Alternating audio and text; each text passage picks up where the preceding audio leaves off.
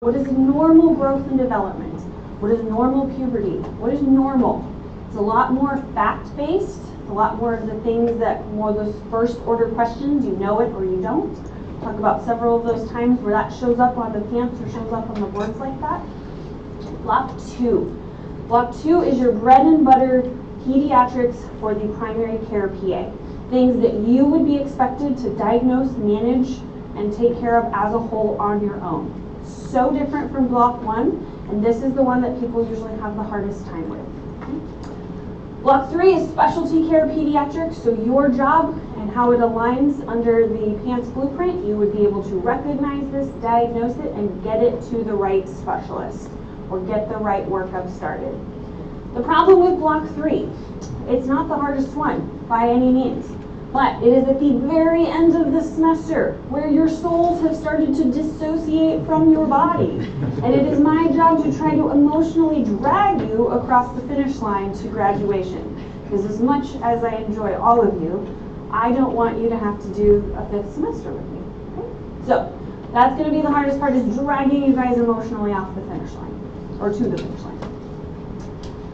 The lectures, just so you have an indication, I have 48 lecture hours to try to condense 3 years of pediatric training into this. So I typically don't finish early. Our lectures are going to be anywhere from 1 hour, we'll resume into the next one, and then some of them you'll see they will just continue on. So 1 to 3 hours, but just know if it's on the schedule, I'll probably use the majority of my time there. We're going to be covering the whole breadth of pediatrics and any topic that is on your PANCE blueprint. So all of those will be covered. There's a whole lot of preventive care, so that's a whole lot of pediatric care. I think every course says this, reviewing along the way is going to get you the most bang for your buck. So I think the obligatory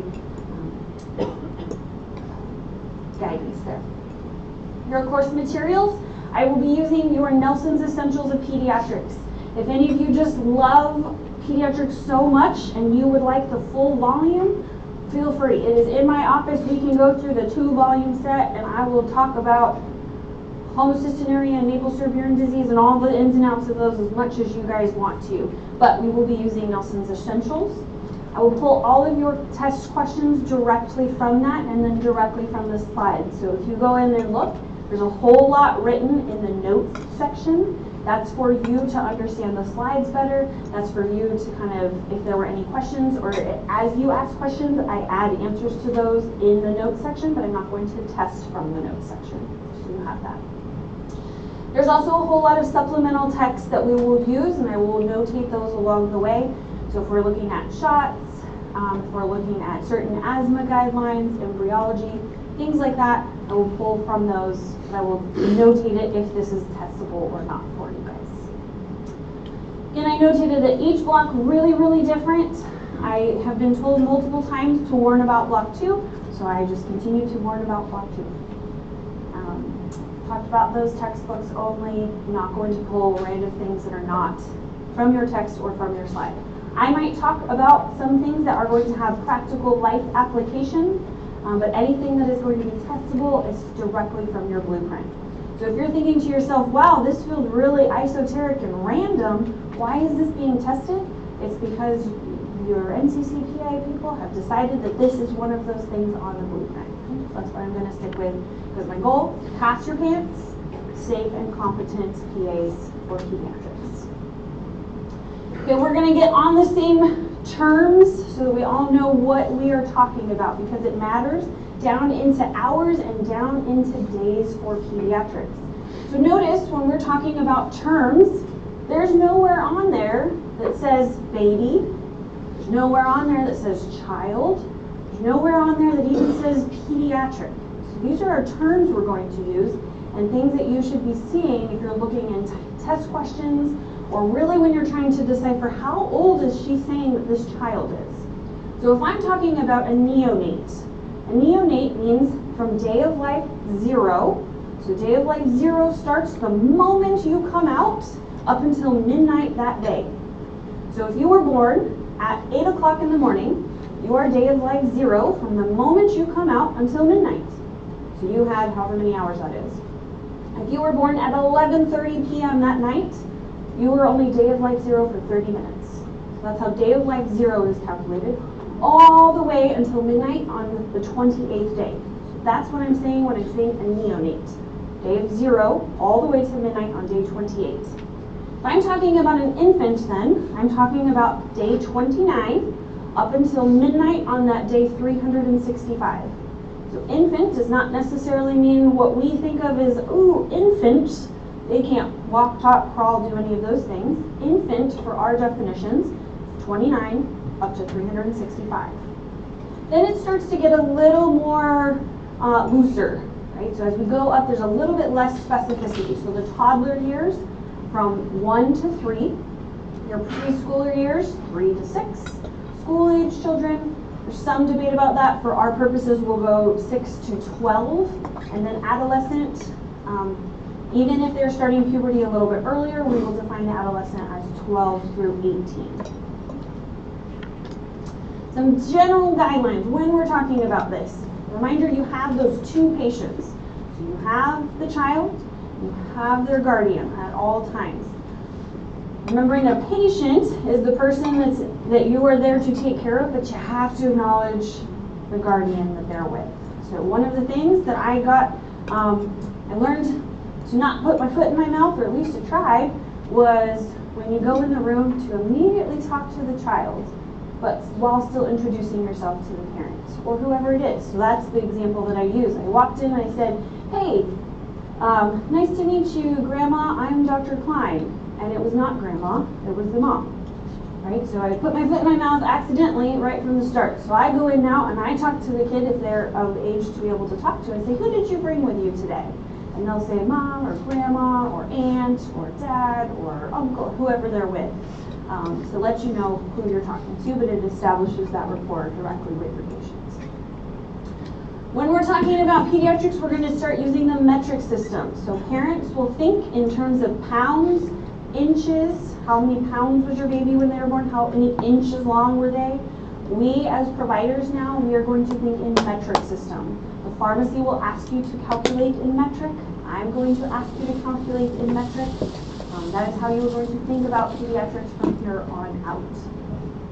We're going to vary different techniques by age. So when we talk about how are you going to do this exam versus that exam, it's going to vary by their developmental and their age stage, which makes sense. A lot of times when people will say, I like pediatrics, but they kind of scare me. Like, they're fine until they're not. And that's really true for pediatrics. They compensate so well. The physiology says, I can compensate, I can do this until they're kind of off the edge of the cliff. So we're going to talk about how to recognize that and how to make sure that if you're in a clinical setting that you can have that early recognition of that. For vitals and lab values, I will specifically notate if I need you to know a certain number or a certain lab value. For the rest of the time, do not memorize pediatric lab values. Do not memorize pediatric vital signs. I will give those to you on a test. I will give you the normals. Okay, so when you see those, there's particular numbers that I will need you to know. But for the most part, do not spend your time noting. I carry them with me at all times. It's not something that you need to spend time memorizing. Same for the immunizations. That changes annually, and as we all know right now, that is a hot topic that is changing rapidly. So that's another one. We will have specific things to know about some of the immunizations, but I will not expect you to know the immunization schedule at all, just how to look it up. And then just in general, so I'll probably say it 100 times, but things to know. If you have to guess, if you're like, I don't have time to study, I have no idea, and ultrasound is an option, pick ultrasound, okay? If you don't know, pick ultrasound, because it doesn't have radiation, it's cheap, I don't have to sedate the kid, I can get real-time data right now, so ultrasound is going to be your go-to for pediatrics. So in real life, if you can ultrasound it, do it. On a test, you don't know the answer, and ultrasound's on there, it's a pretty good shot. Okay? The other one I will say, and you'll see this even today, you don't know the answer, and 2 is an option in pediatrics, pick 2. 2 is your go-to. Okay? So if you have to guess, pick 2. Okay, so all of that was just intro. The last thing I will say to you, or 2 things I guess, Part of pediatrics is how do we get you ready to actually interact with kids? How many people have kids in here? And then how many people don't have kids?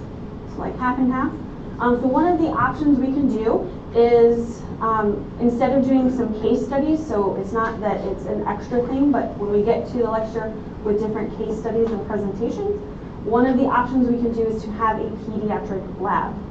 Now that relies on the people that have kids in this room bringing in their kids and letting us use the kids to examine them for things like normal well child exams and some screening examinations. So that is up to you guys as a class. If you guys want to do a Peds lab instead of more lecture and more case studies, totally optional. I cannot force it because I cannot force you to bring your children in. But typically for a class this size, we need anywhere about 15 kids if we were going to do that. So something to think about, to get with Halverson about, and then we can go from there. So that's thing one to think about as a class. Thing two to think about as a class is this is pediatrics. Okay? So this should not feel completely like a doldrum in here at all times. So if you're feeling, I really just need something that reminds me that I'm in pediatrics, I am a pediatrician, so at all times there will be gold stars. You can come get a gold star anytime, and there are suckers and lollipops at all times. Okay, so if at any point you need suckers and stickers are available for you. And that's something you should think about if you're going into clinic. Do I have suckers? Do I have stickers? They will get you far in pediatrics, okay? So that is the intro of where we're going to start. Nothing on there was testable. That is just getting us to start pediatrics, okay? Now we will jump into it. Okay, right on time. Okay, what I will always put in here, one of the feedback, there's a lot of slides. There's a lot of material to be a PA, so you are correct. Some of this in here is just to let you know where we are. Where am I getting this from the Peds blueprint? Where is it in your syllabus? What are the objectives? If you go through and look, when I put all of these objectives in here, there's about 50 objectives for each block, which means there's about 50 things that I would be testing. So look at your objectives for how many you would be getting to. And then there's just an outline. If you don't like all of these extra slides, take them out and it feels like there's a lot less.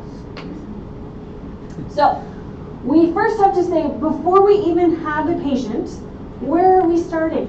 We have this developmental period where our patient is there, but not yet born. So is it really our patient or not? Yes, and yes is the answer to that. So we have this developmental period where we have a prenatal, meaning they are not born yet, and then postnatal. And we further subclassify that prenatal period into your embryonic period, meaning from conception through the 8th week, and then your fetal period from the 9th week all the way through birth. Now when we're talking about development and those critical systems that have dealings with functioning for the rest of their life, which one is the most important period, the embryonic or the fetal? When do most defects start happening? In the embryonic period, right?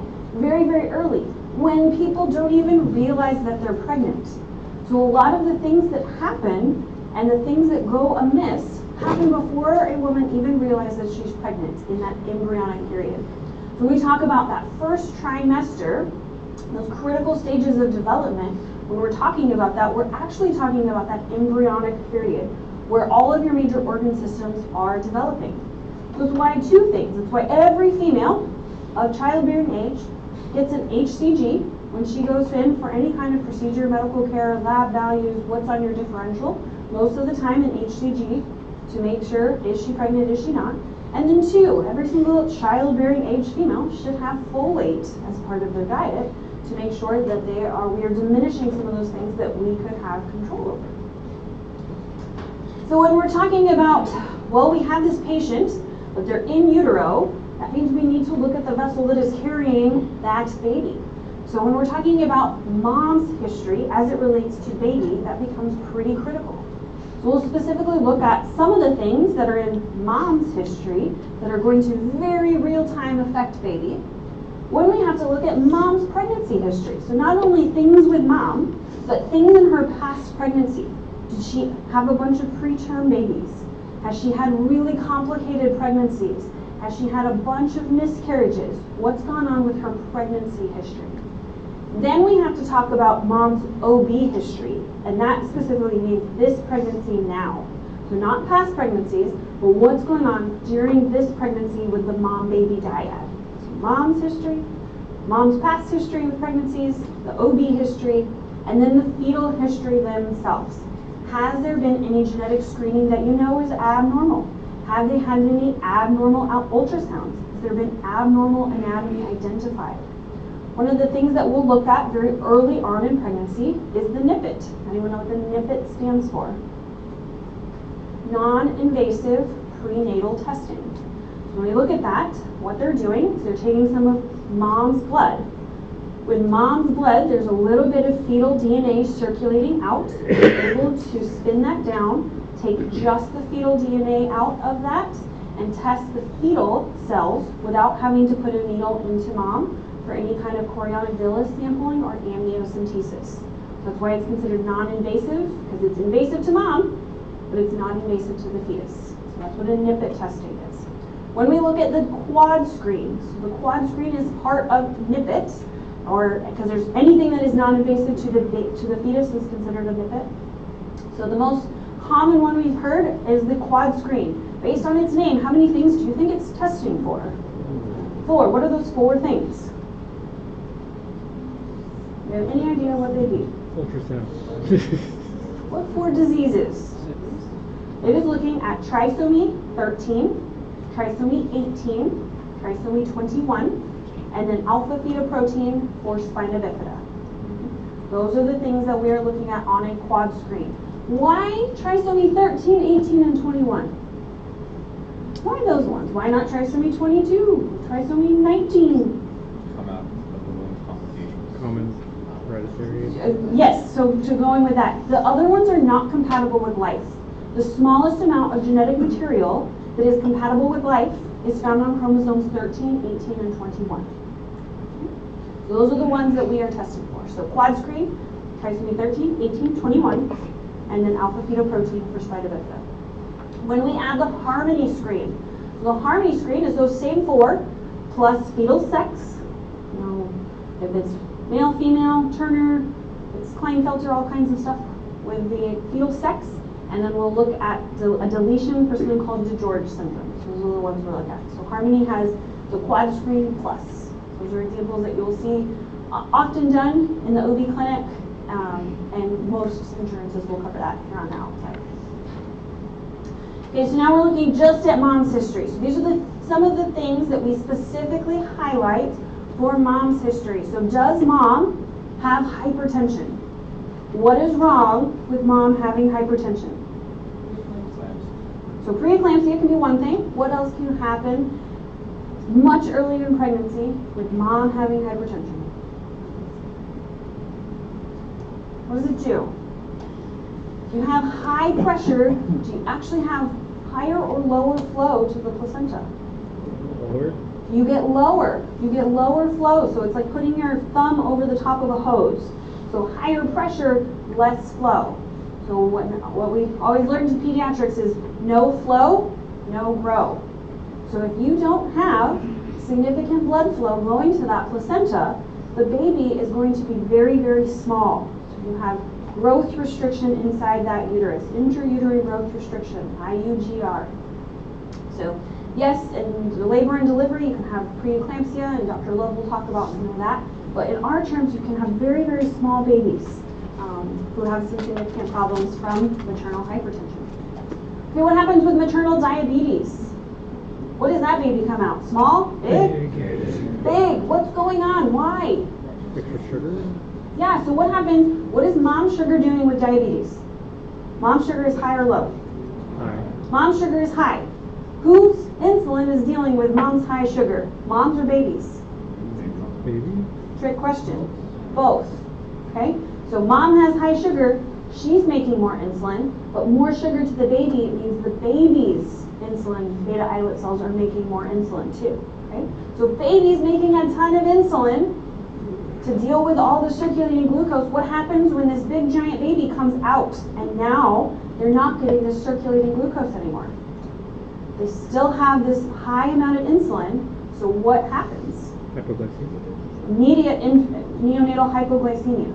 So all of their high insulin is going to cause them to crash. So maternal diabetes leads to big babies and neonatal hypoglycemia because they had those hypertrophy of their beta islet cells in utero.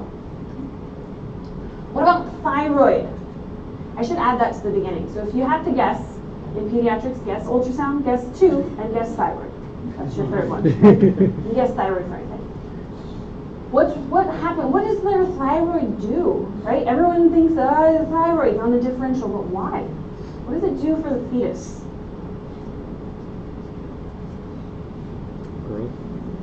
Growth, sure. It also does organ differentiation. So if you don't have enough, or you have too much thyroid hormone, or mom doesn't have enough, you can have some problems with organ differentiation in baby. So it's one of the things that we take very, very seriously for mom to make sure she's controlled high or low. Anemia, what do red blood cells carry? Oxygen. So that makes sense. If mom has severe anemia, what is the baby not getting? Oxygen. And what have we just said? If baby doesn't have oxygen, there's really not a great flow. No growth. You don't have very great growth, and you could end up with fetal high drops, where the baby does not have enough oxygen to continue to sustain life. What if mom has a malignancy? Is the malignancy itself often the problem for the baby? No. No? What's the problem with malignancy? Hypercalcemia? So mom can have some things with tumor lysis syndrome where all of her electrolytes are messed up, but more often it's the problem where the medication she would be getting to handle the malignancy are thank you, to the baby. They're harmful to the baby. It's teratogen to the baby. There we go. And then maternal anxiety and depression. What happens if you have a mom who already has anxiety and depression, and then we hand you a screaming newborn and tell you to not sleep and feed this thing every 2 hours? What do you think that anxiety and depression is going to do? Get better or get worse? Likely going to worsen. So these are some of those things to think about if you're seeing these on mom's history that are going to directly affect baby when you're doing some of that prevention or counseling or preparation in the delivery room. Okay, what about that pregnancy history? So that was all just mom things. What about past pregnancies? So things that we look for. Had mom had any prior infections? Any kind of persistent infections that you know are going to be a problem? So maternal herpes would be an example. Is there going to be an outbreak that that affected a prior child or this child? Did she have something that like group B strep that could be passed on to the baby? And then our classic torch infections. We've actually started calling them in some circles the storch infections. Why is that? Well, because syphilis is on the rise. We'll say the place that I have seen the most syphilis in my day is up at Fort Cavazos, Fort Hood. So that was just quite the experience. And my indoctrination into Army medicine was neonatal syphilis. So up there. So for any of you who are going up there for rotations, it is the Wild West. So your torch infections, right? So torch, the reason that they are split, so when you think about toxoplasmosis, syphilis, rubella, CMV, and HSV, and then this whole classification of other, and you're like, well, other seems really mean to do. Why have we done it like that? Well, all the other letters, so toxo, rubella, syphilis, CMV, and HSV, very predictable outcomes. If a mom gets this at this, it is going to cause this outcome. Predictable and very known and well-documented outcomes. Any of the other ones, hepatitis, we have parvo, TB, HIV, they still do and can very much affect the neonate and the fetus, but incredibly varying outcomes. And so that's why they get lumped in with other, and the other ones are classically T, R, C, H, and an S. Things to know. I'm not going to ask you the specific things on other. There's a whole bunch of stuff in your notes. Please know the ones that are associated specifically with torch infections, but as far as other, that is for your just knowledge. And then what about obstetrics? The things that are affecting the mom and baby dyad, this specific one. Okay? So things to think about. Has mom had vaginal bleeding? Is she losing blood? Is there something that is wrong with the baby's blood supply? What about placenta previa? That means the placenta is at the doorway. So it is covering the cervical os, meaning if mom tried to deliver the baby is covering, or the placenta is covering the exit door. Okay, so placenta previa, incompatible with a vaginal delivery. About placental abruption. That means that the placenta is coming off of the muscle layer. And so if mom is trying to contract, but there is nothing to contract because it is separated, very dangerous situation for mom and baby and potential to bleed out. Oligohydramnios and polyhydramnios. We're talking about how much fluid does mom have inside that amniotic sac. So oligo means we don't have enough. Poly, we have too much fluid. We'll talk about what happens with some of those things as we go along. RH incompatibility. Where do we see RH? On what type of cells? Blood cells? On red blood cells. Right. Is it a problem with your first pregnancy, your second pregnancy, third, Second. fourth, fifth? Why the second?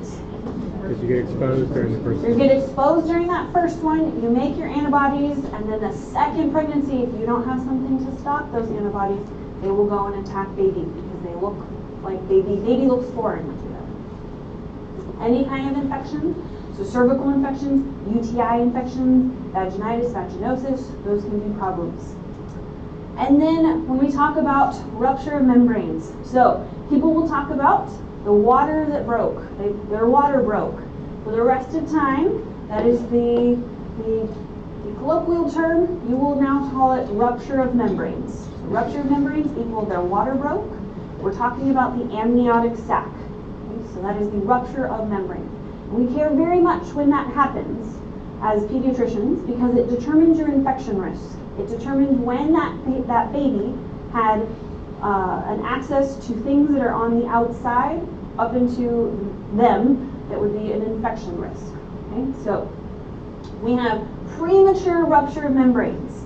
So what that means, means that the baby is premature. It means that the water broke or the rupture of membranes happened before the contractions started.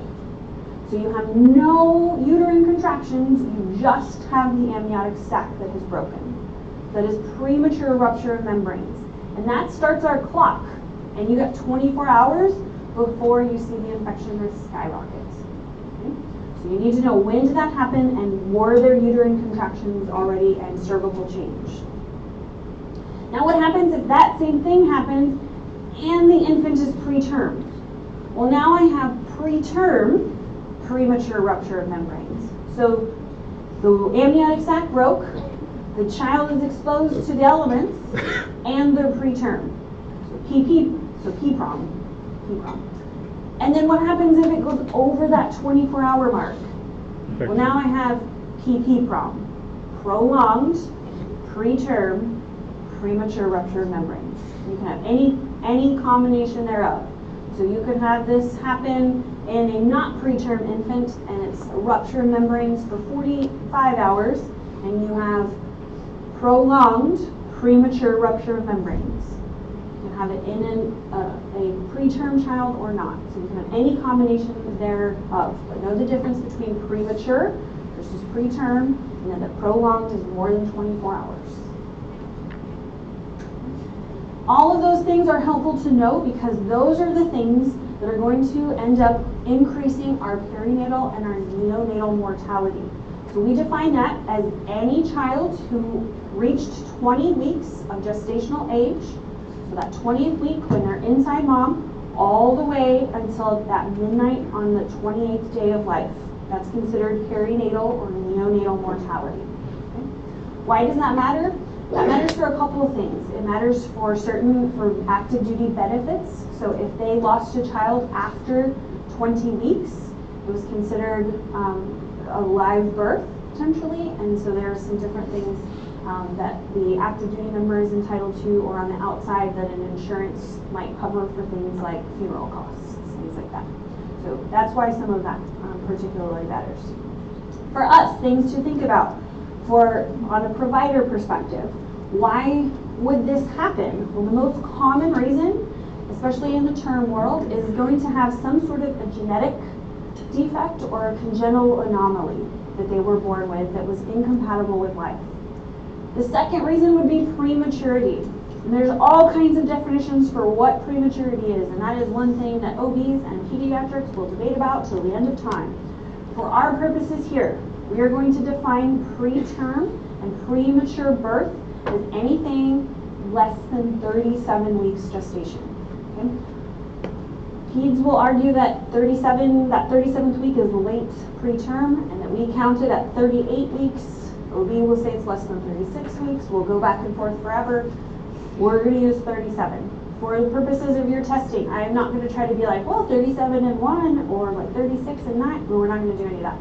If it's preterm, I'll give you like a 34-weeker or a 35-weeker. Or if it's term, I'll give you something 38, 39, 40 weeks. Okay? And then in utero, what can happen and what's the most common cause of that mortality while they are still in mom? Well, intrauterine asphyxiation. So that's what we'll often see. The cord is wrapped around the child's neck. There's a knot in the umbilical cord, something that is cutting off access to oxygen for this child. Could have multiple gestations, where one of the infants is getting all of the blood supply and all of the oxygen, all of the nutrients, the other one is not. So they end up incompatible with life there. An intrauterine infection, you name them, not just the torch infections and the other ones, any kind of intrauterine infection can cause it. And then multiple reasons for that placental insufficiency. Did it not link into the uterus correctly? Is there not a good blood supply? Is there hypertension? What's going on where there's insufficient placenta? When we think about what's going on with these preterm infants, we will have a whole lecture tomorrow on some of the pathology associated with neonates and up into the infant range. Things that we'll talk about: respiratory distress syndrome, that has a specific definition for these preterm infants. Talk about immaturity in general for these infants. Bleeding across the ventricles in their brain. If I was going to say you had intraventricular hemorrhage, and you said, how am I going to assess for that? What would be your diagnostic thing of choice? Ultrasound. An ultrasound. Look, you guys are succeeding in Peds already. And necrotizing enterocolitis. The inside of the gut is truly becoming necrotic because that gut is too immature to be able to handle oral feedings. The term infants, you can still have asphyxia, so they can still come out, difficult delivery, wrapped around the neck, true knot, all kinds of things. Congenital anomalies that made it just fine in utero, but now they have difficulty surviving outside the uterus, and then infection is always a possibility. Okay, so that sets us up for now. You are in the delivery room, you were on your OB rotation, and now they hand you the baby. You're the PA student, they hand you the baby. What are you going to do? You cannot hand it back. Right? Not an option. You can't hand it back. What do you do? So that's what we're going to talk about next is, what do you do? The baby is out. You now have a patient. The patient is in front of you. What are you, as the provider, as the PA, supposed to be doing? What are we going to do? Oh, you guys are Weigh it. You're giving it. Are we going to weigh him? We're going to do all kinds of stuff. All these things you guys are saying, we're going to do it. Yes, we're going to do it. So in the immediate after a child is out, we're going to do a couple of things. We are going to do the AFGAR score. We'll talk about what that is. We are also going to do the most detailed physical exam that this child and this human is ever going to have. Okay? How many of you have had a physical exam from a provider in the military in the last even 5 years? How many of you have had a detailed one? Like one hand, okay? This is going to be the most detailed exam in the history of this child's life for all of eternity. And why? They are brand new to the world. Nobody has actually seen them. You are that first provider who is going to look at them. Parent is going to spend hours looking at this child, so you better know what's there first, right? I had one in the middle of the night, got a page, and the mom was like, do you see that spot? And I looked at the kid's hand and I said, I don't see it. She's right there. It's right there. I I don't see it. Moving back and forth. And this is the teeniest, tiniest little spot because the parents are going to spend hours looking at this little child. So it is your job to know the ins and outs on this exam so that you can prep them and that you already are aware of what you're seeing. So we'll talk about that. There's a whole bunch of it. We got to figure out how to feed this child. So this isn't just for funsies. This is now because that child was getting circulating glucose for 9 months. Didn't have to do anything. And suddenly they're in charge of doing that on their own. So you have to figure out how to keep their glucose high enough. How do you sustain life with that? And then there's a whole bunch of care that happens right at 24 hours. So the very first thing, they come out, and you have to determine real quick, are they stable or are they not stable? What is a very quick and dirty way to see if an infant is stable? What are they doing? Crying. Are they crying, right? If I have an infant that is crying, I immediately classify them that is a stable infant for that moment. Go to mom. If no noise comes out of that child and they do not look like is any form of life, we'll talk about what that looks like, I have them immediately go over to the warmer. And that is a picture of the warmer. It's in every delivery room in your DOD, and it is going to be there to work on the baby while keeping them warm. It's a radiant warmer, so heat is coming down from the top. Most of the time, the infant is going to get to go home about 24 hours of life, up to about 72 if mom was kept for a C-section. Can certainly be longer if there was something wrong with either mom or baby. And if at any point infant is unstable, you need to find out where your nearest neonatal ICU is. So quick little PSA here. ICUs exist because the pathology is different. Okay, so anytime you hear, oh, they're in the MICU, medical ICU, versus the SICU, the surgical ICU, it means the physiology is different of what's happening there. So the neonatal ICU, the NICU, very different than the pediatric ICU. Different physiologies going on. So CC, the cardiac care ICU, very, very different than if you're in the TICU or the VICU for birds, or all the different things. So anytime you have a different ICU, you should think to yourself, there's some different physiology here, what's going on? Okay? Neonatal is no different. So one of the things you'll need to know as a provider anywhere is there could be instances where somebody just is like, I didn't know I was pregnant, and here is a baby. Where's my nearest ICU? Where's my nearest neonatal ICU? Because it's probably not going to necessarily be always at the MTF. So I need to know, where am I going to transfer this kid? So just a little PSA there. Anybody know who this woman is?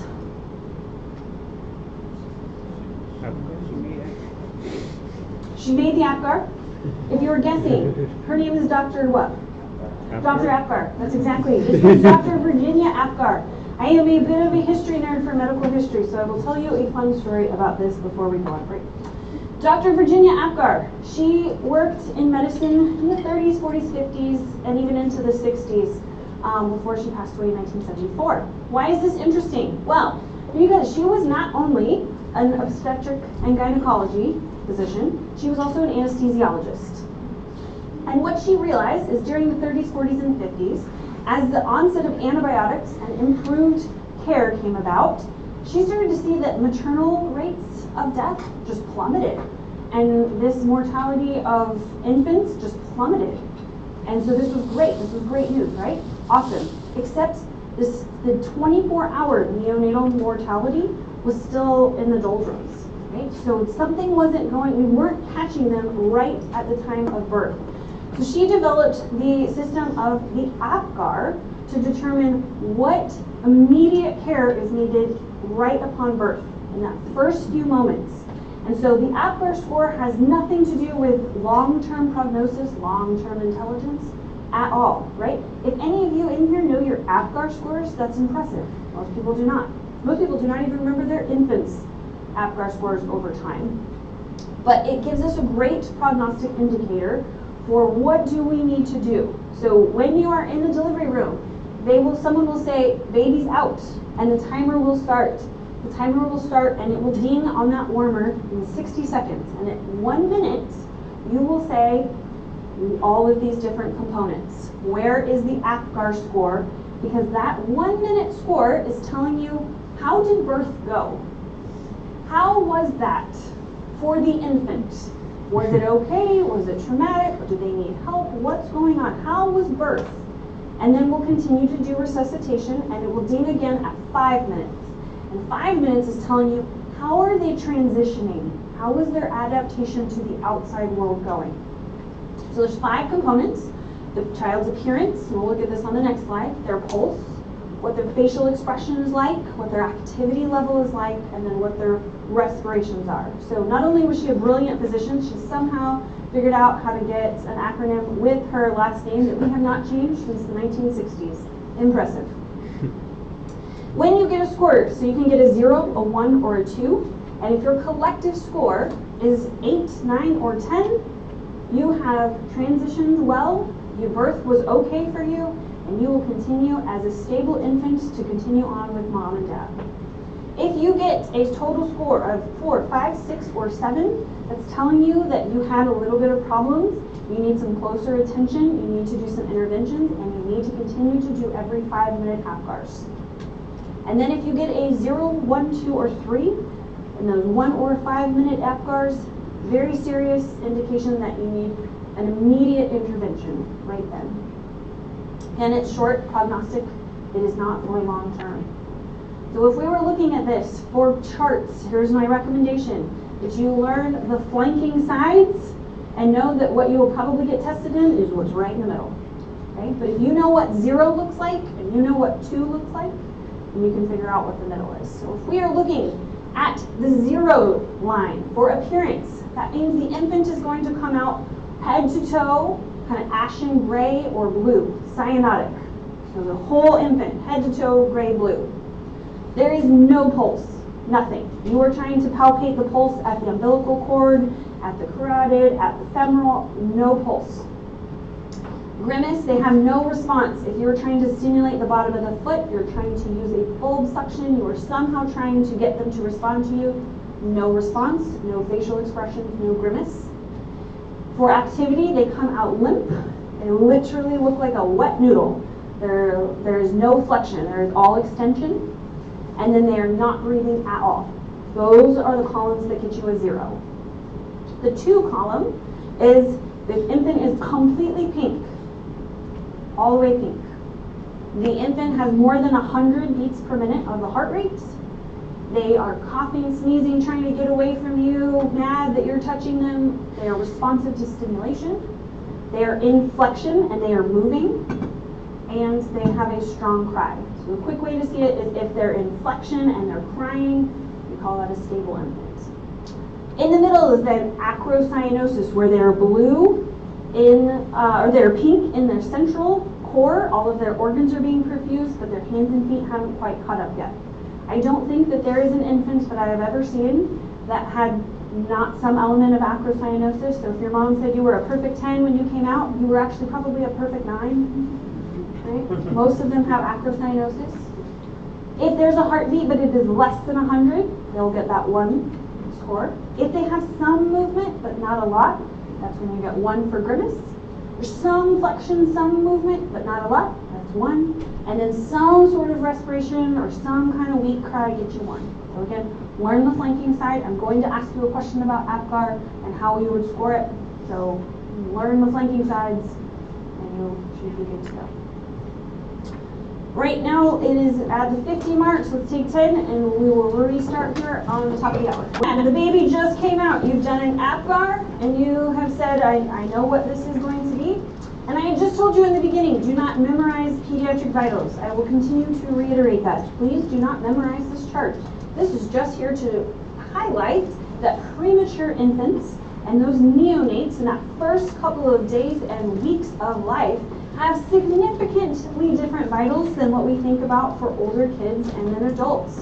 So if you saw an adult that was breathing 55 times a minute, had a heart rate of 150, and a blood pressure of 65/45, this adult would be circling the drain, and you would be having the sphincter factor and trying to get them to the ICU. When we see that in a neonate, we think stable neonate, totally normal for them. Okay? So the higher those rates are, something to just be aware of is that I need to go to the hospital to the ICU for an adult, normal for a neonate. Kind of the way to think about that. Some of the key things that I will need you to know just to make sure that you can do stable versus not stable. So if we're talking about the respiratory rate, I expect that an infant is going to breathe every 1 to 2 seconds, meaning their respiratory rate is going to be between 30 and 60. That's normal for them. Why do I tell you this? I tell you this because I don't want them to be tachypnic.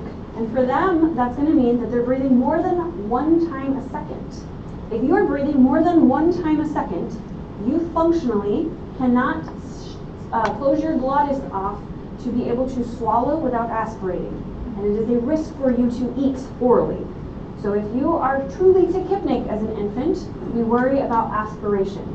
So anything other than on top of that 60 a minute, breaths a minute, are things where we're going to say that's actually true tachypnea. You don't have enough time to breathe, and we need to make sure that we are feeding you a different way. What about heart rate? Well, I need them to be pretty high. So we said for APGAR, to get those full 2 points, I need you to be above 100. So I expect the neonate is going to be somewhere between 120 and 160. It's very, very normal for them. So again, you're thinking adult SVT is normal neonate. But anything above 100, we're good to go. Routine care for now. If we're between 60 and 99, that's when I start thinking, wow, I think something's wrong with the respiratory tract.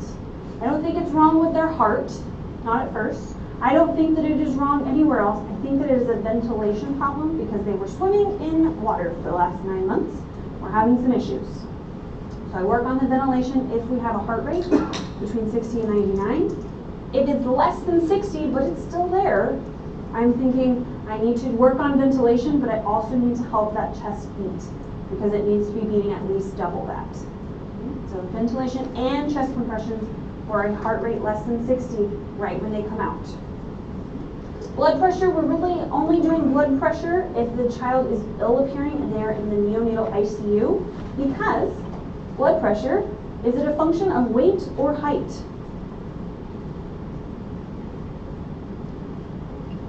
Said both. Which one more? Weight or height? What is the point of blood pressure? What organ are we trying to perfuse? Skin? Brain? Brain. We're trying to perfuse the brain. So in an infant, the brain and the heart are about this far apart. It doesn't take much pressure to get the brain perfused. So we can have very low pressure. So as long as we have good perfusion and a good heart rate, we know that they're laying down that the baby is perfusing well. What I don't need you to know, I do not need you to memorize this protocol. This is to just show you that you are going to learn BLS, and you will have basic life saving. If you go to your rotation, they say, would you like to get PALS certified? You should say yes. That is the Pediatric Advanced Life Saving course. And then even that is not going to be what we use for infants who are brand new to us, born out the chute. We use this totally separate protocol called the Neonatal Resuscitation Protocol, or NRP. If someone says, do you want to be NRP certified, you should just say yes to that as well. Take every opportunity from phase 2. Even if you never use it, you got your hands dirty and exposed to some stuff, it's helpful. The one part that I need you to really take away from this slide is on the far right-hand side where it says targeted SpO2 after birth in minutes. I don't need you to memorize it, but I need you to understand the concept of the physiology. In mom, when they're in utero, they are getting constant oxygen, and it then is constantly being removed from the placenta. So that is a very low concentration oxygen environment. They spend most of their time, about 60% oxygenation, while in mom. That makes sense why then they come out blue. They come out cyanotic because to the rest of us, if you're walking around at 60, that's going to be cyanosis, right? That was normal in utero. And so from the moment you come out, over the next 10 minutes, you are starting to perfuse yourself as that neonate, and your oxygen is going from 60% all the way up into those high 90s, up to mid 90s. So if you have a 2-minute-old infant, this makes sense then why you wouldn't have an all pink infant.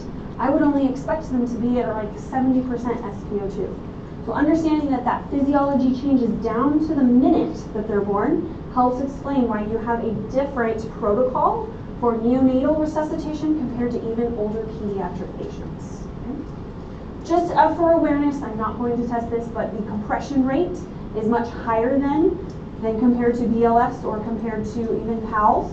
Your compression to respiration ratio is very different because most of the time the issue is going to be ventilation, so it's a higher rate, the 3 to 1. And then just that big takeaway is that it's going to normalize into what we think of as kind of human physiology into those first 10 minutes or so. So when they have that asphyxia, something is happening. They cannot get oxygen in from a cord, from something. So what are the things that could be going on? Well, thing one could be you are so premature that your brain has not even developed the drive to breathe yet. So we all breathe naturally because we are functioning adult humans. But if you are that premature that that section of your neurological brainstem has not formed yet, you do not have that drive to breathe. Okay, so that could be one thing. Number two, you could have an occlusion of your airway somewhere. That might mean it's a cord. That might mean you have a mucus plug. That might mean there's an infection. That might mean you swallowed your own poop in utero or meconium. So you could have an occlusion somewhere. Or you could have an actual disorder of the respiratory drive and there's something that's depressing your CNS. A classic example of that would be a mom who's taking narcotics. The baby has a depressed CNS drive, so they are unable to have that drive to breathe. The thing that I want to highlight here, this is one of the differences with pediatrics and particularly these neonates compared to the rest of humanity. If you got hypoxic, your response would be to breathe faster. You would become tachypnic. A neonate's response to hypoxia is apnea. They just stop breathing. And that is why neonates become very scary to people, is because their response, a neonate's response to hypoxia is apnea, not tachypnea. Okay? I'll probably say that 100 times. Their response is apnea, not tachypnea to that hypoxic environment. That's why airway positioning is so helpful. We want to keep them from becoming hypoxic. So we got to know, first of all, well, they're going to be quote unquote hypoxic right when they come out because they're adjusting to life. We're watching those APGARs. We know that most of the time ventilation is an issue, and so if these children do need help, now I need to know how to position the airway. When I think about what an infant child looks like, you think about the head ratio to body. What does it look like? Is the head small or big? Big. Head's giant. It's like an egg on toothpicks, right? Like it's just this giant head. So you have to account for that. So the head is going to require to be somewhat hyperextended, or extended, not hyperextended, and then something on those shoulders to raise it so that the airway is in line. You have to do that differently for infants compared to any other young child, even, because the head is so large compared to the body. So airway positioning is one of the biggest things that we look at to make sure if we're trying to correct ventilation, that you actually have a neutral airway position. The rest of it does look like normal physiology, so we have bagged valve masks with BVMs that we are able to do positive pressure ventilation, or PPV. We're able to give them pressure to help them ventilate in that kind of sniffing or neutral position, and we help them breathe at what their normal rate would be, every 1 to 2 seconds, 40 to 60 breaths. If we're intubating these young newborn babies, it's because we cannot get that chest rise. So the BVM is not allowing something there. We need to give a medication. So the classic 2 medications that we will give via endotracheal tube would be surfactant. So we'll talk about that later on in the next lecture for respiratory distress syndrome, and epinephrine. So we can give epinephrine via the ET tube. We also would want to have a secure airway if we are transporting a sick infant from your delivery room over to the nearest NICU. So you can't get chest rise, I need to give a medication, or I need to transport would kind of be your 3 indications. I need to have a secure airway for this baby. If I'm doing chest compressions, we had already said that it's because that heart rate is going to be lower than 60. And so I'm going to make sure that it is in coordination with my ventilation. And I'm going to hopefully do my 2-thumb technique. So around the infant, we're using both thumbs. If you look at your 2 fingers, that's the other option that you can do. They are not the same length, right? So any 2 fingers you use are going to have a little bit difference in the pressure that you are going to use. So the circling thumb method is preferred for NRP and really even in PALS as well. Your medications that we're going to give. So oxygen is always considered a medication, particularly for neonates, particularly for prenatal infants, and we're going to talk about why that is from a physiologic standpoint.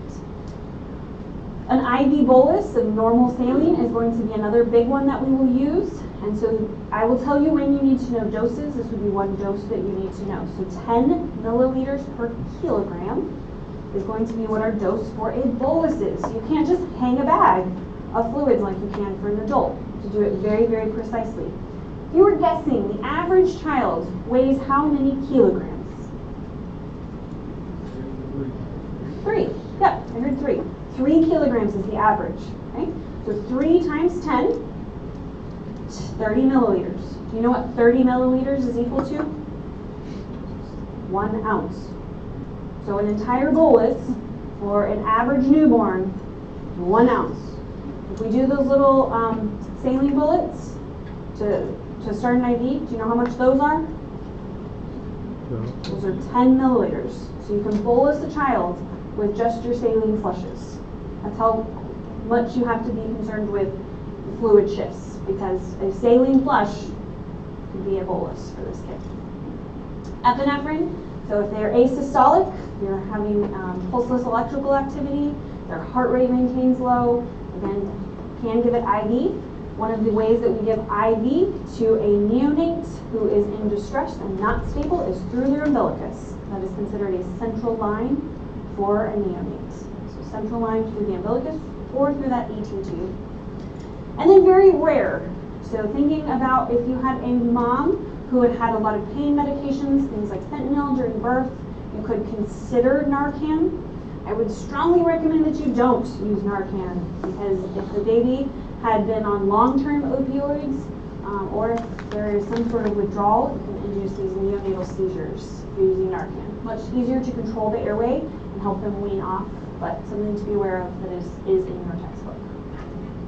Okay, so a little check from what we've done. So from what you've learned, you've been walking down the obstetrics hall, the nurse pulls you in and says, we just had a precipitous delivery, meaning that there was a delivery within 30 minutes of arrival. So precipitous is usually those very, very quick deliveries. There was a 37-year-old G2, she was pregnant twice, and then now P2, she's had 2. Infant is pink to his core, but he's blue on his hands and his feet. His pulse is 110. He sneezes with his bulb suction. He is active, but he has a slow and irregular breath. What would his 1-minute APGAR be? What's his APGAR? C, 8. How did we get that? Well, what did he get for his pink on his core but blue on his hands and feet? How many? 1. How many did he get for his pulse of 110? 2. How many did he get for a sneeze with bulb suction? 2. Active? 2. A slow and irregular breath? 1. Correct, so 8. That's exactly very similar to how you'll be tested for that. Okay, same infant. And the nurse asks, why do we do these 1-minute APGARs? What do we tell them? What is the 1-minute APGAR for? How was birth? Correct. How did birth go? What is that 5-minute APGAR for? Adaptation. Adaptation, or how are you transitioning from the in utero to outer in utero? And what score would say I need to keep doing 5-minute APGARs? Less than 8. Less than 8, correct. Okay, so we've made it through. We've made it through pregnancy. We've made it through delivery. We've made it through that immediate care. And we have determined that we now have a stable infant, or we have said infant is moving over and we're going to a neonatal ICU. Now what? That next thing was the most in-depth care and physical exam. I think I put care first this semester, so care first. So when we talk about that general care, this means this is what every single infant is going to get who is born in a hospital setting. That also means this is some of the care that if you had a home birth, or if you had a child who was adopted or who had any kind of different birth setting, they might not get this care. So something to be aware of. If you ever see that in a question stem, child was born at home, child was born on the farm, whatever. Like, that means they're not getting this particular care, and that's what their question is trying to ask you about. So there's care that's going to happen right after we stabilize the infant, and then there's care that's going to happen right at that 24-hour mark. So the first thing, right after birth, and this does not mean that we rip the baby from mom. This does not mean that we do anything. We're talking when there's a time when everything is kind of settling down. This is kind of that immediate newborn care in the first couple of hours. We will term this as eyes and thighs. So if you hear that in the hospital, someone says, did you get eyes and thighs? This is what they are referencing. So one of the things for the eyes is they will have erythromycin ointment that is put into the lower eyelid. That erythromycin ointment is to prevent gonococcal conjunctivitis. Why do we care about gonococcal conjunctivitis? Well, if left untreated, that is going to be one of the highest forms of congenital blindness from this infection. So, kind of interesting note, for a while it was a misdemeanor on the provider to not give erythromycin ointment if you have a child that was born. So you can have a parent that refuses it, and that becomes the thing with JAG of what do they have to sign to be able to refuse because it's a misdemeanor for us. But that's a JAG thing, don't worry about it. They will get erythromycin ointment for gonococcal conjunctivitis. What I've seen people mess that up with is when they say that it's for chlamydia. It's for gonococcal conjunctivitis. Then they will have 2 shots in their thighs. So shot number 1. So eyes, we just said, now thighs. Shot number 1 is a shot of vitamin K. Okay, vitamin K, why are we doing that? What type of vitamin is vitamin K? I heard it. It's a fat-soluble vitamin. What are the other fat-soluble vitamins? A, E, D, K. Okay, great. What do we know about fat-soluble vitamins and how they absorb? Liver. Not well, right? They don't absorb very well. How much vitamin K is in breast milk? A lot. Not that much. Not much. Doesn't absorb well. And what is vitamin K needed for? Heart. Your clotting cascade. Where does the clotting cascade occur? In your liver. What organ was the placenta acting like while in utero? Liver. The liver. So what is the liver doing right upon birth?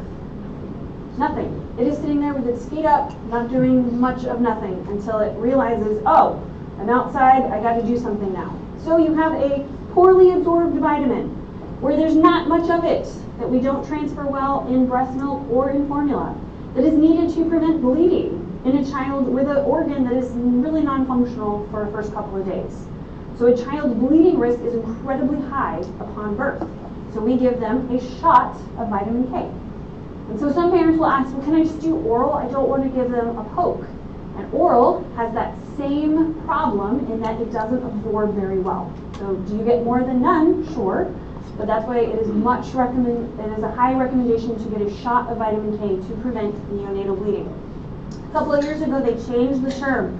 So now it is called vitamin K deficient bleeding, which is just exactly what it sounds like. But we used to call it hemorrhagic disease of the newborn. And I think that's a better name because as providers, that helps understand what's happening. These weren't little bleeds that these children got from a cut. These were massive intraventricular hemorrhages, joint bleeds, gut bleeds, major bleeding that these children had from not having vitamin K and the ability to clot. So vitamin K, one of the things that they get for thighs. The other thing that they will be offered is the hepatitis vaccine, hepatitis B vaccine. One of the reasons that it has recently been in the news and gotten changed and said it's from a full recommendation now to it can be offered with shared decision making. So if you go back into the way history, when they were looking at when are children getting hepatitis B, right? They're not getting it from sex work or IV drug use on birth. When are they getting this? And it was a nosocomial infection, so they were getting it while they were in the hospital. So they said, well, when are else are children in the hospital? Well, they're in the hospital when they're born often. So if we could get antibodies to these children really early, we could prevent that transmission later on. Well, we got better at science over the time, and we got better at epidemiology. And so now if you work in a hospital, you as a healthcare provider have to show that you have hepatitis B titers or have been immunized. So now we don't have that risk anymore. as much. And so the need for that birth hepatitis vaccine really has decreased over the last couple of decades. But that's the history on it and why it was offered at birth, because it was being transmitted as a nosocomial infection for a long time. So still offered, still something that you can talk to the parents about, but those recommendations are real-time changing and real-time fluid. So eyes and thighs, vitamin K, hepatitis B, erythromycin ointment. That's immediate care right after birth. Now then, they work on feeding, lactation sees them, they get baths, the cord is looked at, all of your exam is happening. Now what happens at that 24-hour mark? So 24 hours, they get a couple of things. We are going to have an entire lecture on bilirubin. I love bilirubin and physiology. I'm telling you now, there's going to be a couple questions on bilirubin. Okay, so there's a whole lecture. So we'll save bilirubin for a little bit. The next one is the newborn screen or the genetic screen. You'll hear sometimes people call it the PKU screen. It was called the PKU screen back in historically because that was the very first one that we were able to screen for. And so for a long time it was just PKU that we screened for. So people will still refer to it as the PKU. But now there are 6 that are required, or 5 I guess. 5 that, so PKU is required, phenylketonuria, sickle cell, or thyroid, to see if you're hypothyroid, CAH, cystic fibrosis, okay, not all 5. And then all of the rest of them are state by state. So when I was in residency here, Texas had 42 different things that we screened for. There are now 59 different things that we screen for from Texas. So if you had a baby born in Texas, they were getting screened for 59 things, 5 of which are federally mandated. The rest, state by state.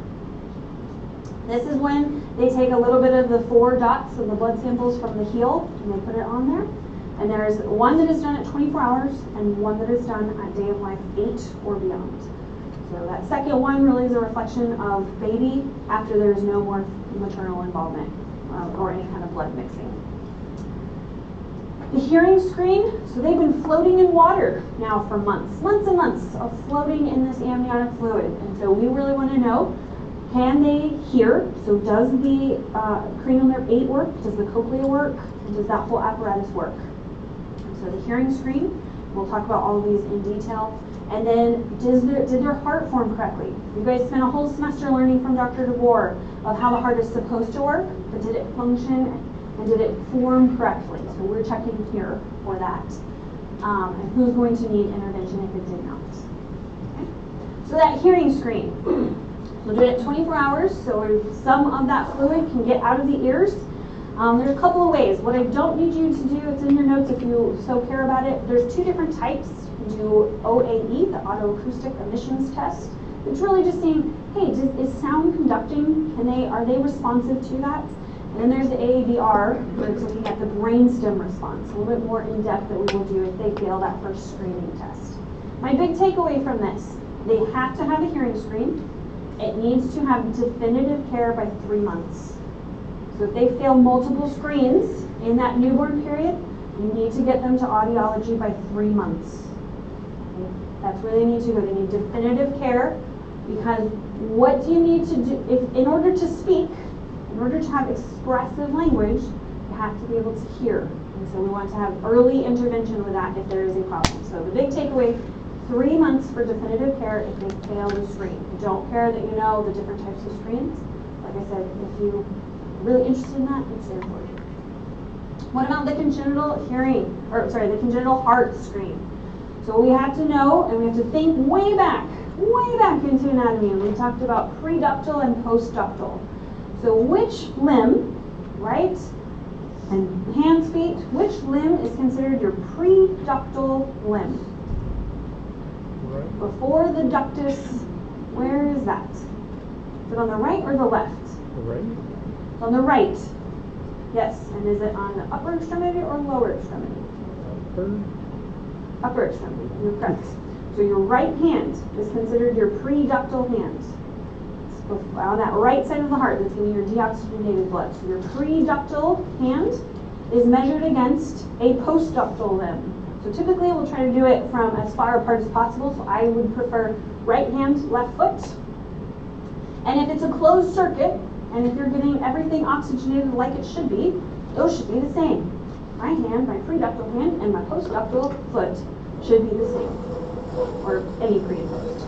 But if there is a discrepancy of more than 3 points between, or in general, you can't get that right hand ever above 90, and you have done this and you've repeated it after an hour, that's an indication I don't know that this is a closed system. There might be a hole somewhere, there might be an ASD, VSD, we'll talk about all congenital heart later, but we are going to need to do an evaluation for an echocardiogram.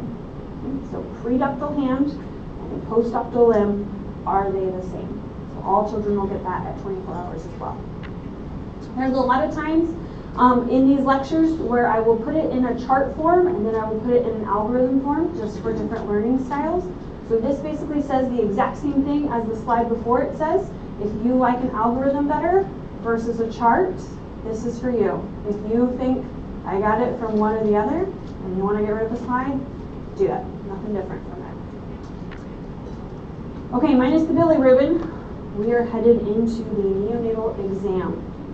So we have delivered them, we've checked all of mom's history, we know what we might find there, we've done that immediate care and said they're stable, or we've transferred them. We've done that immediate care of eyes, thighs, and the 24-hour care of hearing, bilirubin, which comes tomorrow, and then our heart screen. Now comes that most detailed physical exam of their entire life. And we're literally going to go system by system so you know what's normal and what might you see that's abnormal and what to do about it. How many of you have never held a baby? Well, I'm not going to ask you to push it to that. But if you've never held a baby and you're like, oh my God, I've never seen a child touch the baby, this is going to be awful. I don't even know what this looks like. These are for you.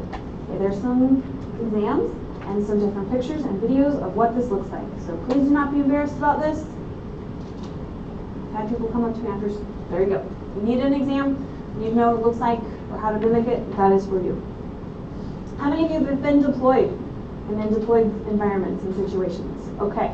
There are some times you will be in a deployed environment. There might be, I did some of my rotations at Fort Huachuca. It was right on the border, down outside of El Paso, not even El Paso, on the border of Mexico and Arizona.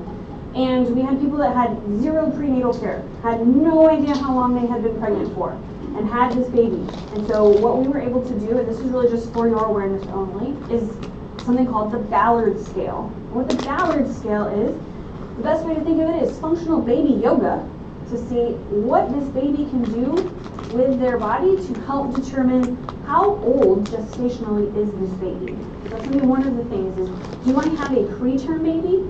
Do I have a post-term baby? Do I have a baby that was born at full term? So the Ballard scale can be used if you really have no idea where to start, you have no known prenatal care, and mom has no idea how long she's been pregnant for. Things to think about. I usually examine in the presence of the parents. This allows them to see what I'm doing. It allows them to ask questions. It allows me to see what their interaction with the child is and determine their comfort level. I usually like to do it in a dim room. So I guess you guys are really into pediatrics or something with the dim room, because the strongest muscle, the strongest thing on a newborn infant is their eyelids. And man, if you're trying to look at their eyes, there is no Herculean effort that you could do to get them to open their eyes other than a dark room and to have that. So the dim light helps the newborn kind of, everybody's calmed down. Sometimes it helps them open their eyes to get an easier exam. If you can observe a feeding, super helpful. It gives you a lot of information. And then it also allows you to do some of the calming maneuvers. And so when we talk about this, we will sometimes talk about the 5 S's. So if a parent has no idea where to start and they're looking at you, I don't know what to do with this infant when it cries, so some things that you can tell them to do. And they're all S's. So in utero, is there a lot of space for a full-term infant? Nope. Mom looks like she's super uncomfortable and about to pop, right? So this infant has spent the last several months finding comfort from being swaddled in a flexed position inside of mom. So swaddling does that same thing. Keeps them really tight in a flexed position. So that's one of the things for comfort. Swaddle the infant, pretty darn tight. You see in those newborn pictures where they look like baby burrito? That's what you're Velcro trying ones to are do. the best. Side lying. So a lot of times they will spend the majority of their time in utero on their side. So turning the baby to their side and going side to side versus up and down can sometimes help the baby, again, feel more like they are in utero. Same for swaying. It's mimicking that side lying position.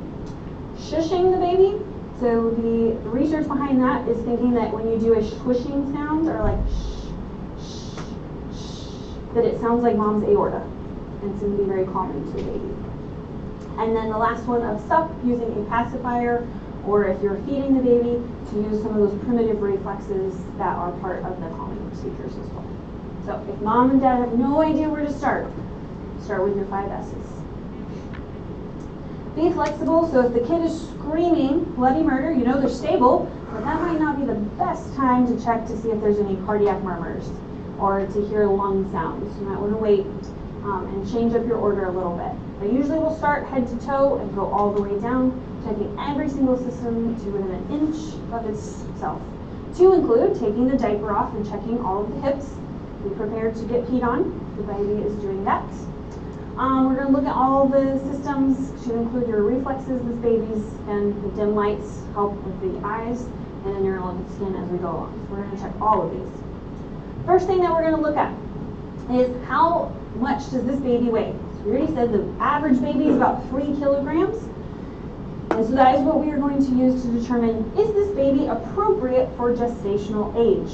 That's what GA is. We're going to look at what that is. Then we're going to measure them for length. Is this baby appropriate for their gestational age as well? We're going to do that laying down until they're the age of 2. So sometimes that's trying to wrangle an octopus, get them to lay down. The 18-month-old trying to get them to lay down to measure their length is truly like wrangling an octopus. And then head circumference. Well, all of these are going to be plotted against how old they are. So that is what this graph is looking at. So in your x-axis, you're looking at how many weeks of gestation were you. On your y-axis, you're looking at grams. How much does this infant weigh? So if you're looking at, say, 40-week infant, and they are 3 kilograms, you can follow that and say they are appropriate for gestational age. If they fall in that same 40-week, and they are up here, and they are 4,500 grams, you know that infant is large for gestational age. And then same for small. If you have an infant that is only 1.5 kilos, let's say, but they're only 32 weeks old, so 32 weeks gestational age, but 1.5 still puts them at appropriate gestational age for their gestational age. So you have to determine, are they LGA, SGA, or AGA? For length, weight, and height, or length, weight, and head circumference. Okay? So that's thing 1, is all of the growth parameters. That doesn't take into account for those very premature infants. So if you are just small, you came out as a very, very small human, less than 2,500 grams or 2.5 kilograms, you are classified as low birth weight. But what are some of those risks of that? Well, you can have a really young mom, you can have a really old mom, so advanced maternal age, older than 35. We see this also correlate with socioeconomic status, tobacco and drug use, lower maternal education, and not having any kind of prenatal care. It's just going to have a statistical correlation with a lower birth weight. If you are under than 1.5 kilograms, you are classified, no matter what your gestational age is, as very low birth weight. And under 1,000 grams is considered extremely low birth weight. So if we go back to our same chart here, those are what the colors on that chart stand for.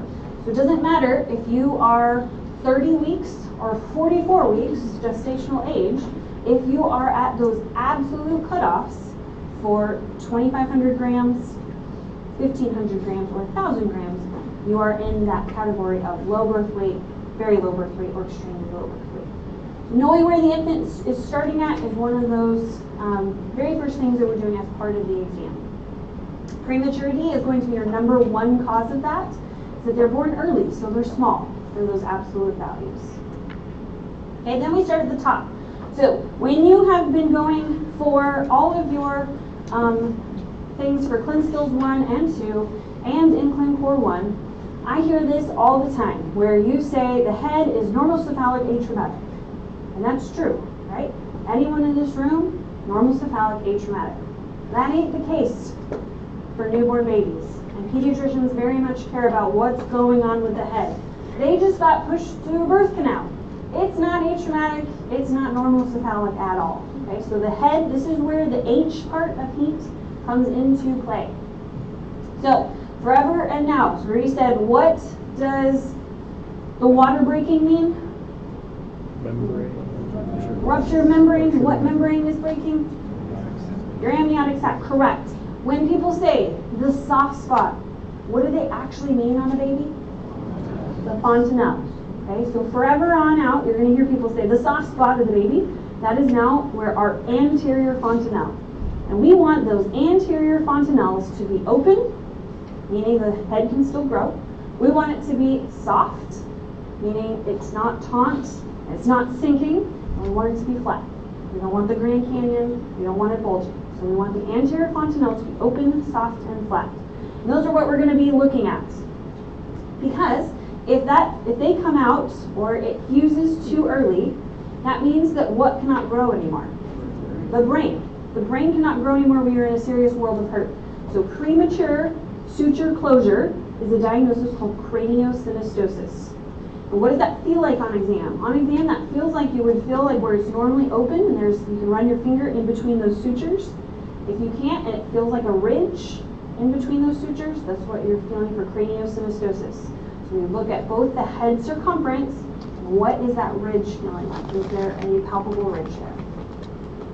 If I have a super large anterior fontanelle, so I just can fit all of my fingers in there, so it's usually about how I will do that as a clinician. If I can fit all of my fingers there, it's about more than 5 centimeters, and I start thinking hypothyroidism. Okay? So this is where I'm thinking, I gotta guess thyroid disease, start guessing thyroid disease, because it's something that is not developing correctly, thinks organ differentiation, thinks hypothyroid. I'm also looking at that size and shape of the head. If you've ever wondered why pediatricians put hats on babies, it's because of the size of the head and the way that it comes out looking. That's really it. Yes, it keeps the heat in, but it's also because newborn babies have very, very funny looking heads. We're looking for lacerations. If they broke the amniotic sac, did they get anything with the head? Did they use a fetal scalp electrode and there is a cut there? Is there bleeding? Is there hematoma? What's going on? Is there bruising on the head? So we'll look at a couple of those specific things. So we said, is that anterior fontanelle open, soft, and flat? So that's the first thing we're looking at. The bottom is if you're looking at the top of the infant's head and it's not symmetric. If you're looking at that and you're saying, ooh, there's some sort of abnormal, they're not normocephalic. What are they? They could be plagiocephalic, brachiocephalic, there's all kinds of different sizes. I don't need you to know that. When I look at the top of a head and I see that it is abnormal, I still go look these up. So the different configurations and which suture has fused prematurely, where the craniosynostosis is. What I need you guys to be able to say, that's not normocephalic, and there is a premature suture closing, I need to call neurosurgery because this head will not be able to grow otherwise. And so we're looking for that head shape and notating what's normal or abnormal.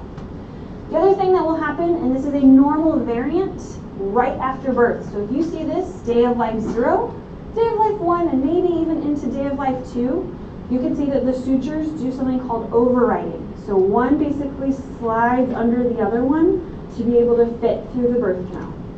So it will slide and you'll have one that is overriding. That should resolve very, very quickly in the first couple of 48 hours. So if you see this on your newborn exam, totally normal. They come in for their 2-week exam and it's still there, not normal. Okay? That's how quickly this physiology and even anatomy is going to change. So normal variants at this age. Other things that we see. So there's a lot of friction. When this baby has a vaginal delivery, they are trying to fit through a very small area.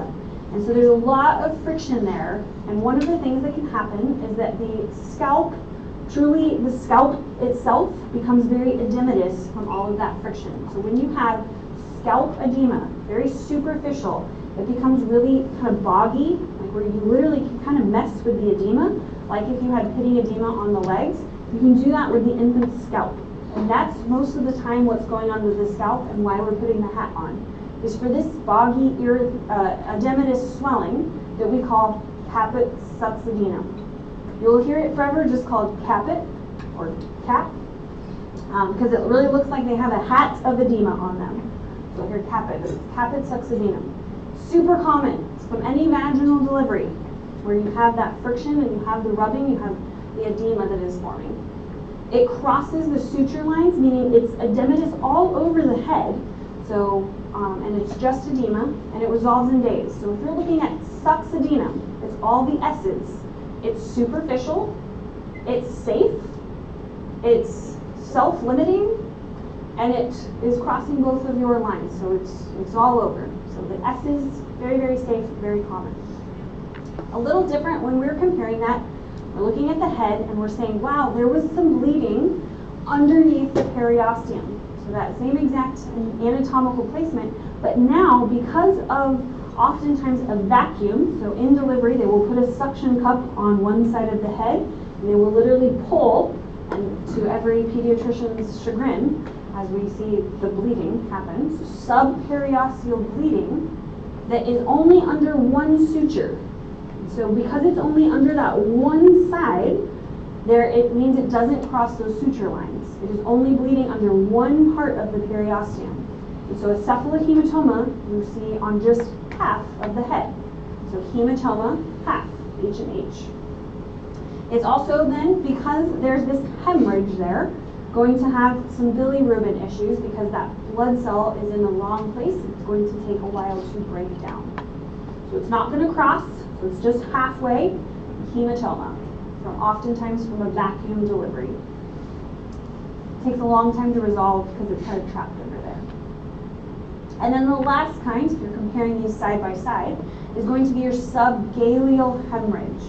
And what this is meaning is that it's under the aponeurosis, but it is above the periosteum. So typically you see this anatomically wise, where the bridging veins are ruptured. And that has a deep bleed on an area that is not contained. So the best description, I've only felt it a couple of times, if you go home and you take a gallon-sized Ziploc bag and you fill it with a little bit of water and then lay it on a table and it kind of fluctuates like that, that's what an infant's scalp feels like with a subgaleal hematoma or hemorrhage. There's just so much bleeding and it really doesn't have self-limiting. So this one, the G, it's a Goliath-sized bleed. And go get help. This one needs help because you need compression bandages and they might need some resuscitation because they are bleeding so much into their scalp. Okay? So putting these side by side, know the difference between caput, succedaneum, self-limiting, safe, superficial, scalp edema, versus I had a vacuum delivery and it's under my periosteum. It's half of my head. It's a hematoma, causes hemolysis. Versus my subgaleal, subaponeurotic, but on top of the periosteum, it's a Goliath bleed. Go get help. There's a lot of bleeding into that space. What if the head is not too small, but it's too large? So we said, okay, we got craniosynostosis if it's too small, but if it comes out and you're measuring their head size and it is just massive, things that I worry about, is there too much fluid in the ventricles and there's hydrocephalus? Or is there some sort of mass effect in there? So the hydrocephalus could be communicating with and it's moving in and out of the subarachnoid space, or it's not communicating and I have some sort of an obstructed hydrocephalus. Macrocephaly, the way we're going to define that is that it's 2 standard deviations above that 90th percentile. When we talk about percentiles, it's not percentages. Percentiles mean if you were to line up 100 normal children, where would that child fall? So more than 2 standard deviations away from the 90th percentile is what we're going to call macrocephaly. Things that we look for. We said that anterior fontanelle should be open, soft, and flat. Shouldn't be bulging. You have a big bulge that's really taut. So a bulging fontanelle. A baby that is irritable, vomiting, unable to feed, is going to be a sign of that. If they're spastic, if their extremities are incredibly spastic, meaning that the neurologic system is involved. If there is increased intracranial pressure, meaning you'll have some papilledema or that pressure on one of the cranial nerves causing the downward angle of the eyes or a sunsetting of gaze, could be an indication that you do have a macrocephaly from a hydrocephalus that's obstructed. If they're under 6 months old and you have this anterior open fontanelle, what kind of imaging are you going to get? Ultrasound. Ultrasound, perfect. That's perfect. It's a window right into those ventricles to see what's going on. If your fontanelle is closed, if you have concerns for, you can't get a good look at that, you would need a head CT without contrast. But most of the time you're going to just be doing that anterior fontanelle look with an ultrasound, head ultrasound. A lot of the times if you have normal imaging, it's really just benign macrocrania of infancy. We see that as in families. If you look at mom and dad and they have giant heads and the baby has a giant head, they probably came by that honestly. Okay? If it's abnormal, you see there's obstructed hydrocephalus, the baby is not doing clinically well, there's a mass effect. There's bleeding into the ventricles or intraventricular hemorrhage. They didn't get that vitamin K shot and there's intraventricular bleeding and is obstructed. That is when neurosurgery gets involved and they get a ventriculoperitoneal shunt. So they have a way to drain that from the ventricles of the brain down into their belly. They also will have something called a VA shunt, where all that fluid will be dropped into the atrium of the heart as well. So a couple of places you could see it, but VA shunts are going to be your most common. Actually, we'll stop here. So we'll pick up with the eyes. So we got through normal care, the start of that exam, think about hints, and then we will pick up tomorrow with the eyes. Questions, comments, concerns, anxieties, frustrations, griefs, miscellaneous toxicity, or projections? Okay, sounds good. Thanks, guys.